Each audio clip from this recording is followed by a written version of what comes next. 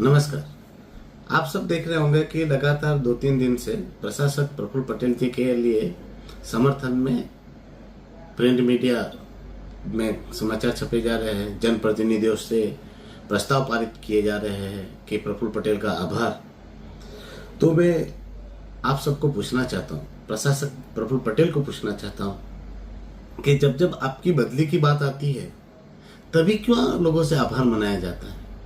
तो लोग कहेंगे कि नहीं, तो महामहिम उपराष्ट्रपति जी ने उनको न्योता दिया था, जनप्रतिनिधियों को दिल्ली बुलाया था, उसके लिए आभार मनाया जा रहा है। तो सवाल यह है कि आभार जनप्रतिनिधियों को मानना चाहिए महामहिम उपराष्ट्रपति जी का। अब उपराष्ट्रपति जी ने बुलाया था दिल्ली के लिए, तो अभी क्यों गए? क्या सदन चालू होने के बाद नहीं जा सकते थे? 15 दिन के बाद तो सदन चालू होना था।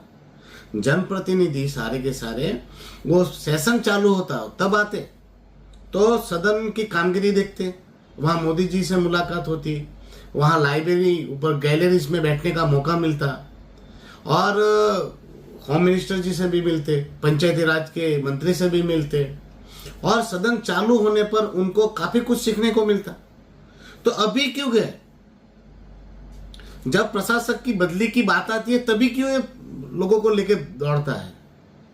आभार मानना है तो महामहिम जी का मानना चाहिए, राष्ट्रपति जी का मानना चाहिए कि क्यों इनका हम आभार माने प्रशासक जी का। इन्होंने ऐसा क्या किया? क्या दमन दीव दादरा नगर हवेली का भवन बेच दिया इसलिए आभार मान रहे? क्या दमन दीव का सर्वनाश कर दिया इसलिए आभार माने? उनको पूछना चाहिए था। जनप्रतिनिधि आए दिल्ली तो उनको रुकाया कहाँ गया, ठहराया कहाँ गया?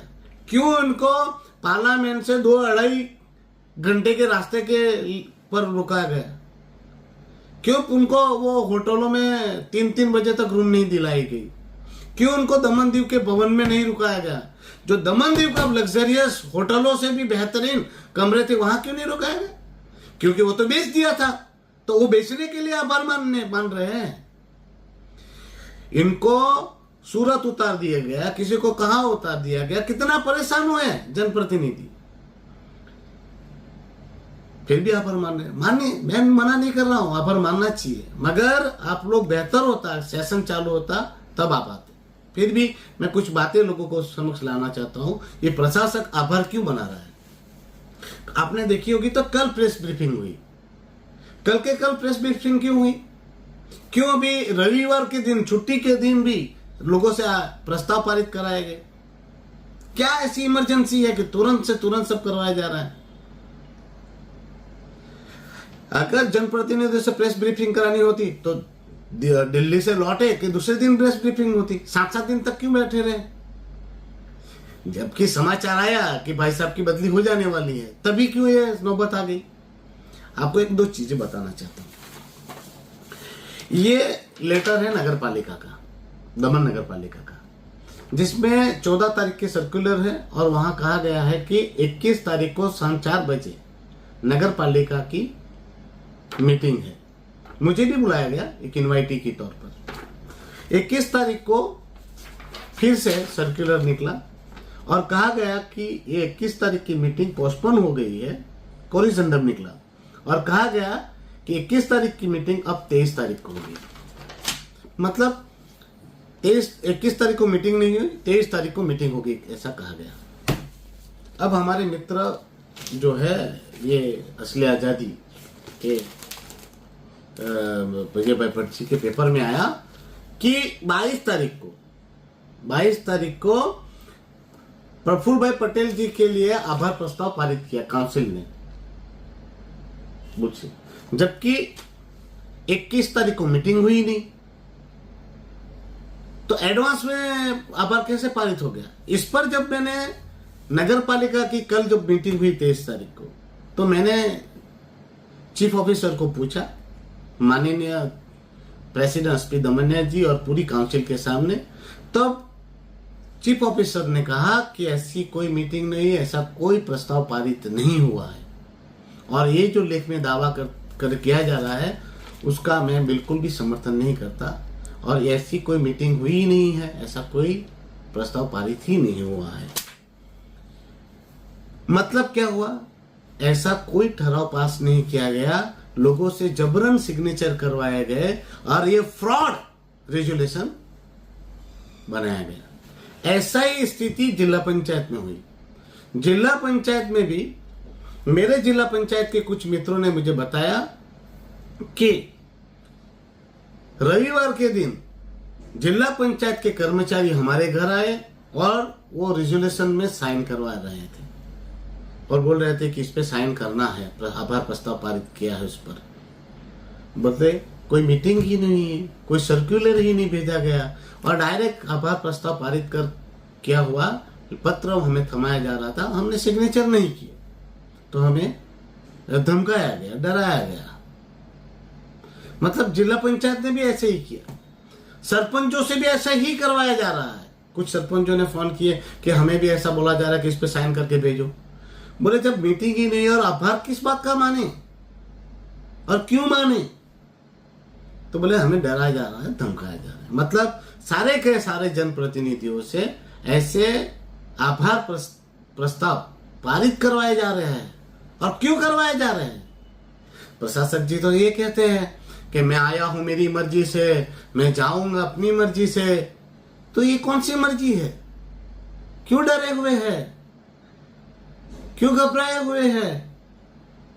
आपको ये जरूरत क्यों पड़ रही है कि संडे को रविवार के दिन पारित करवा रहे हैं और जो तारीख मीटिंग हुई नहीं उस मीटिंग में आप पारित करवा रहे हैं? अरे मैंने पेपर में ये हमारे मित्र मुकेश गोसाई जी ने लिखा कि प्रशासक जी ने कहा हमारे जनप्रतिनिधियों से और जिला पंचायत के प्रमुखों से कि आप लोगों की जो सत्ता है वो तो और आप लोगों का जो होद्दा है वो तो राज्य स्तर के मंत्री के लेवल का है। तो प्रशासक जी आपको 8 साल के बाद पता चला कि हमारे जनप्रतिनिधि जो जिला पंचायत के अध्यक्ष है उनका जो रैंक है, उनका जो होद्दा है वो राज्य मंत्री के लेवल का है। उनको आपने क्या बना दिया है? वो जिला पंचायत के प्रमुख अपनी साइन तक नहीं करवा पा रहे। उनके पास जो सत्ता थी वो सब सारी सत्ता तो आपने छीन ली है। उनको 8 साल से आपने एक पैसे का अपने फंड यूटिलाइज करने के लिए पावर नहीं दिया है, फंड नहीं दिए है। जब आपकी सत्ता छीनने लगी है तब जनप्रतिनिधियों को बता रहे हो कि आप तो राज्य कक्षा के मंत्री के लेवल के हो। आपने कब उनका सम्मान किया? आपने उनके होद्दों का कब प्रोटोकॉल दिया? आपने तो कठपुतली बना दिया था। ऐसे ही हाल आपने नगर पालिका के अध्यक्षों का किया और कह रहे हैं सरपंच जो है उनके पास वहीवटी सत्ता होती है। 8 साल के बाद आप बता रहे हो, जबकि उनके साथ सारे पावर आपने छीन लिए। उनको भी 8 साल से आपने कोई फंड नहीं दिया। अरे सरपंच तो खुद एनओसी नहीं दे सकता, सरपंच तो कोई नोटिस नहीं दे सकता, सरपंच तो खुद की पंचायत में सफाई तक नहीं करा सकता और आप कह रहे हैं कि वहीवटी करता है वो। कौन सा पावर दिया आपने हमारे जनप्रतिनिधियों का? कौन सा सम्मान किया आपने हमारे जनप्रतिनिधियों का? आप अपनी ऑफिस में बुलाकर उनको गाली गलौज करते हो, धमकाते हो उनको। और ये हमारे जनप्रतिनिधि अपना आत्म स्वाभिमान गिरवी रखकर उनके आका के फरमान बजा रहे हैं। उन्होंने कहा कि ये जाकर बोलो तो आज एक चाटुकार सरपंच को बोलने लगा। अरे प्रशासक जी आप खुद आइए ना सामने, आइए डिबेट करते हैं सामने सामने लड़ते हैं। आप बोल रहे हैं ना कि मैं उनको जवाब दे सकता हूं, जवाब दीजिए आप। वो फिल्म देखी थी सनी देओल की मैंने, तात्या मर्द बनने का इतना ही शौक है तो कुत्तों का सहारा लेना छोड़ दो।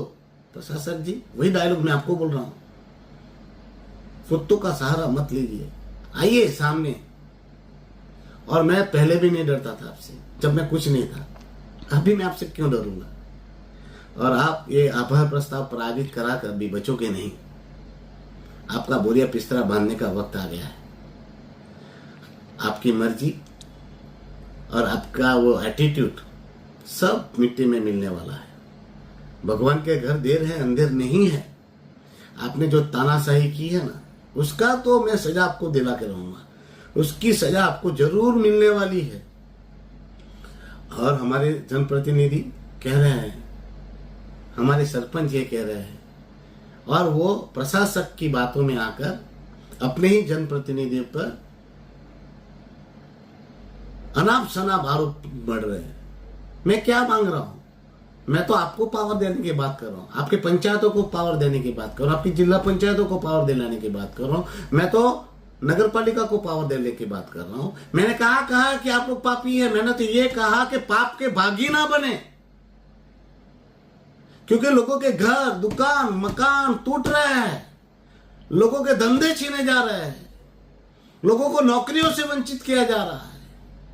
आज लोग त्राहिमाम है, हर तरह से लोग दुखी है, लोगों के घर नहीं बन रहे हैं, लोगों के मकान नहीं बन रहे हैं।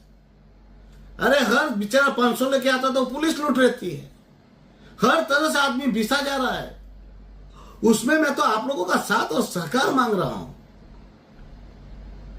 अरे कम से कम आप लड़ाई नहीं लड़ सकते, जो लड़ रहा है उसका तो टांग मत खींचिए। आप बेबुनियाद आरोप लगा रहे, कह रहे कि इनको गाड़ियां मिली। अरे आप अपने प्रशासक प्रफुल्ल भाई पटेल जी से पूछिए कि आपके प्रशासन ने कितनी गाड़ी हायर की है। 100 से 125 गाड़ियां हायर की है, नई गाड़ियां। वैसी ही गाड़ियां जिला पंचायतों ने भी खरीदी है उनके अध्यक्षों के लिए, हमारे नगर पालिका के में भी खरीदी गई है। आपके जिला पंचायत और नगर पालिका में जाके देखिए ना, अध्यक्षों ने वो गाड़ी खरीदी कि नहीं खरीदी। उसको खरीदी नहीं कह सकते, वो प्रशासन ने भी 100-125 गाड़ियां खरीदी ही नहीं कह सकते, उसको हायर की है। वैसे आपके जिला पंचायत के प्रमुखों को पूछिए, आपके जिला प्रमुख भाजपा के और नगर पालिका के प्रमुख अस्मी भाई को पूछिए, वो गाड़ी कौन सी यूज कर रहे हैं। उसने भी तो वो एजेंसी की गाड़ियां हायर की है, वैसी ही 2 गाड़ियां मैंने हायर की है। मुझे सांसद की सैलरी मिल रही है, उस सैलरी से मैंने वो गाड़ी वो हायर की है, जैसे प्रशासन ने 100-125 गाड़ी हायर की है। कह रहे ये भाई साहब, 1 रुपया का अगर भ्रष्टाचार उमेश पटेल ने किया हो तो मुझे फांसी पे चढ़ा दीजिए। 1 रुपया का कमियों से मेरा उग्रणी हो तो फांसी पे चढ़ा दीजिए मुझे। अरे कह रहे हैं कि उमेश पटेल ने ये किया वादा, उमेश पटेल ने वो वादा किया। क्या वादा? छाती ठोक के कहता हूं, प्रशासक को हटाने का मेरा एकमात्र उद्देश्य है और वो उसमें मैं लगा पड़ा हूं। संसद के गरिमाओं को ख्याल में रखकर मैंने संसद में सारे सवाल उठाए। बताते हैं कि एमपी बनने से पहले आपने कहा था, आपने क्या किया? बोलो मैं सांसद के रूप में मैंने सारे सवालों को पार्लियामेंट में उठाया, जो आपके पार्लियामेंट सदस्य ने आज तक नहीं बोला वो सारे मुद्दे मैंने उठाए। प्रशासक को हटाने के लिए भी उठाया, टोरन पावर को भगाने के लिए भी उठाया, टोरन पावर पे इंक्वायरी के लिए भी उठाया। पर सत्ता तो आपकी है सरपंच जी, उसमें भाजपा के। तो आपके भाजपा को पूछिए ना, क्यों वो टोरन पावर के खिलाफ नहीं बोलते? क्यों टोरन पावर को हटाना होता तो मीटिंग में नहीं आते? आज तक टोरन पावर को हटाने के लिए आपकी पार्टी ने क्या किया? मैंने तो हजारों लेटर लिखे, हर बार बोला, जितने ही मैंने लेटर लिखे, जितने ही आवाज उठाई, मगर सेंटर में आपकी पार्टी है भाजपा, यहां भी आपकी पार्टी है भाजपा। अरे प्रशासक जी को 72 घंटे में हटा सकता हूं, मगर आप जैसे चमचे लोग प्रशासक की वाहवाही में जुटे हैं तो मैं क्या करूं? मैं पार्लियामेंट में आवाज उठाता हूं और आप लोग जैसे चाटुकार लोग लेटर लिख के देते हैं कि पानी हमें 100% मिलता है, प्रशासक बहुत अच्छा है। यहां नगर पालिका, जिला पंचायत, यहां पर पंचायत है, सारी की सारी भाजपा के पास है। मैं पार्लियामेंट में आवाज उठाता हूं, मंत्रालय में आवाज उठाता हूं, तो आप लोग वहां पर से जैसे ही लेटर आते हैं, प्रशासक आपको चैम्बर में बुलाता है और वो आपको आदेश करता है कि ऐसा ऐसा आप लेटर लिख के दीजिए कि प्रशासक बहुत अच्छे हैं, बहुत अच्छा काम करता है। और वो लेटर वहां मंत्रालय में जाते हैं और वहां पर कहा जाता है कि उमेश पटेल तो भारतीय जनता पार्टी का अगेंस्ट है और हमारे भारतीय जनता पार्टी के इतने प्रतिनिधि है जो वो प्रशासक से बहुत खुश है।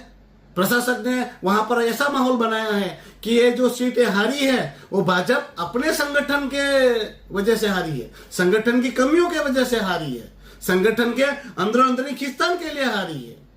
और वहां पर वो भाई तो पाक साफ हो जाता है, क्योंकि आपके जैसे लोग चाटुकार लोग पड़े हुए हैं और चाटुकारों को अपना फायदा देखना है।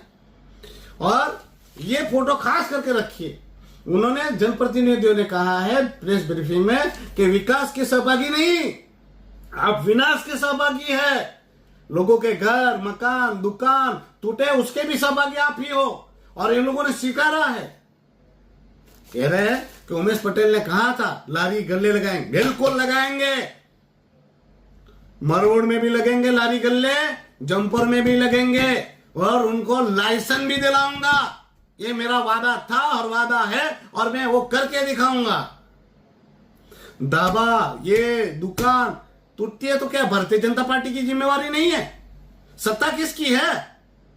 सेंटर में तो आपकी सत्ता है, यहां भी तो आपकी सत्ता है। तो सरपंच जी, चाटुकार जी, जरा जाइए और आपके भारतीय जनता पार्टी को बोलिए कि सरकार हमारी है, तो लारी गल्ला हम क्यों नहीं लगा सकते?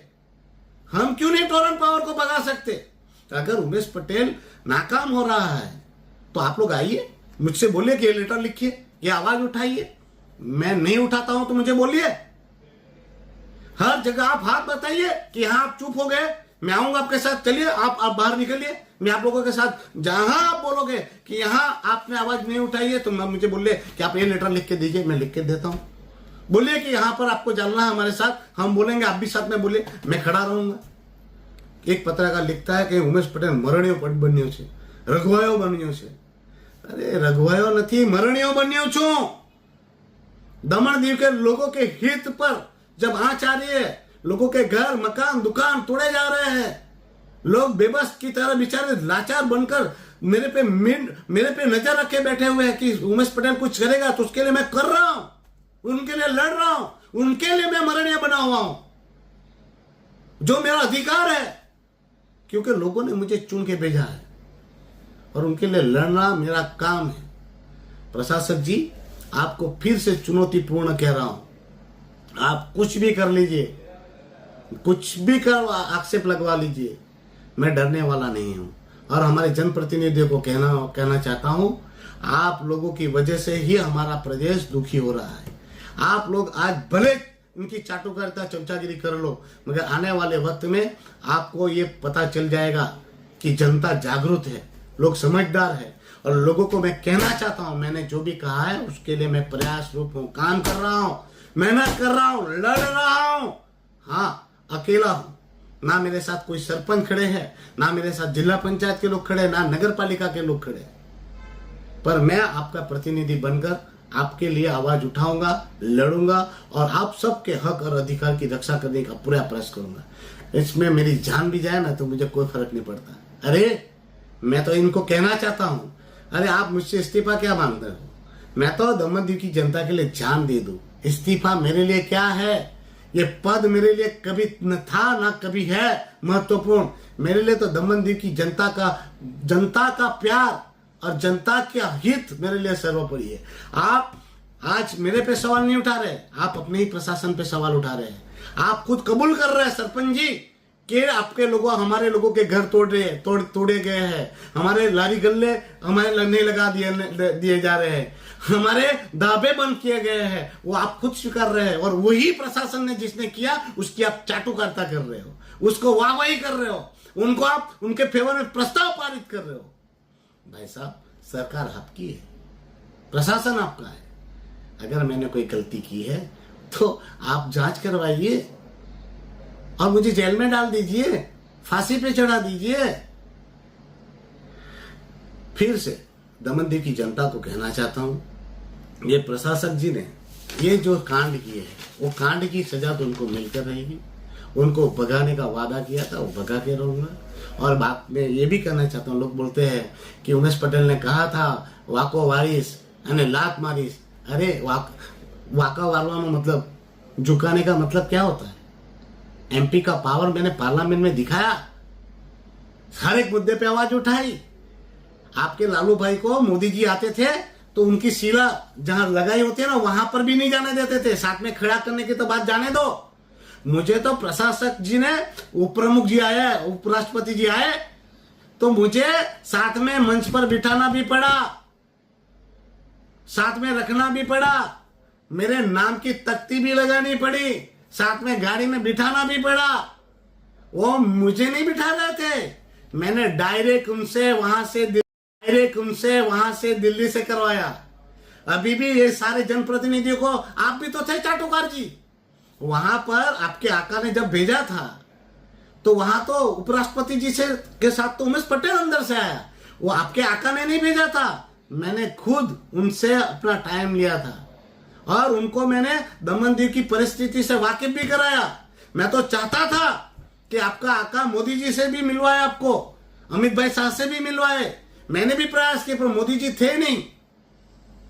बाकी आप लोगों को तो मैं खुद मिलवाना चाहता था और मोदी जी को बोलना चाहता, आपके सामने बोलने वाला था कि हमारी प्रदेश की स्थिति क्या है। पर क्या बताओ, आपके आका के पर कितने लोग कैसे नाराज हो पड़े हुए हैं। कुछ भी कर लीजिए प्रशासक जी, आप बचने वाले नहीं है, बचोगे नहीं। और आपको क्या लगता है कि उमेश पटेल झुक के बैठ जाएगा, डर के बैठ जाएगा? मैं हर एक बात दिल्ली पहुंचा रहा हूं और आपको पता भी है कैसे पहुंच रही है और मेरी लड़ाई जारी है। और आपको तो यहां से हटाकर झुका तो दिया ही है, अब लात मारना बाकी है। वो किस प्रकार की लात है वो आप देख लीजिएगा। वो फिजिकली लात नहीं होती, लात बहुत प्रकार की होती है और वो पड़ने वाली है आपको। तो मैंने आपको झुकाया तो है ही, अब लात भी मारने वाला हूं। वो कैसी लात? वो फिजिकल लात नहीं होती और वो लात आपकी यहां से भगाने वाली लात होने वाली है।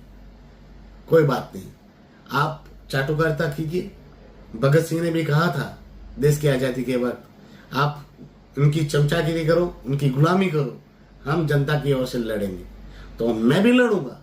प्रशासक जी, आपको फिर से चुनौतीपूर्ण कह रहा हूं, आप में दम है तो सामने सामने आइए, सामने सामने डिबेट कीजिए, सामने सामने लड़िए। आप हमारे प्रतिनिधियों को, विचारों को, गाड़े गबले को वहां पर बुलाते हो, बहकाते हो, बहका हुआ में आके आपकी बातें को लिख कर आप भेजते हो, वो बोलते हैं। मुझे कोई फर्क नहीं पड़ता। उनको आप डराओ, धमकाओ, घबराओ, वो सब जानते हैं। और कितने लोगों ने मुझे फोन करके भी बोला है कि आपने क्या क्या चैम्बर में होता है। वो आपको क्या लगता है कि चैम्बर में आप बोलते तो हमें पता नहीं चलता?